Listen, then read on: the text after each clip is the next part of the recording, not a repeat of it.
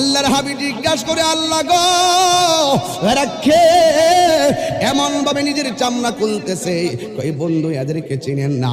এরা হলো দুনিয়ার মুনাফিকের দল, এরা হলো দুনিয়ার গীবতকারীর দল, এরা হলো দুনিয়ার চুগলখড়ির দল। এই জন্য হাসতে হাসতে ঈমান চলে যায়। এমন ভাবে কথা বলবেন না যে গীবত হয়। নিজের চরকায় তেল দেন, নিজের কবরের চিন্তা নিজে করেন। এই কবরে সন্তান কবরে আযাবের ভাগ নিবে না। এই জন্য আমার যুবক ভাইরা, আল্লাহর হাবিব তাকায়া দেখবেন হাসরের ময়দানে কিছু কিছু বান্দা ওই হাসরের ময়দানে নফসি নফসি বলে কাঁদবে। এই কাঁদতে কাঁদতে বেকারার হয়ে যাবে। আল্লাহর হাবিব বলেন, ওই হাসরের ময়দানে এমন ভাবে পানি,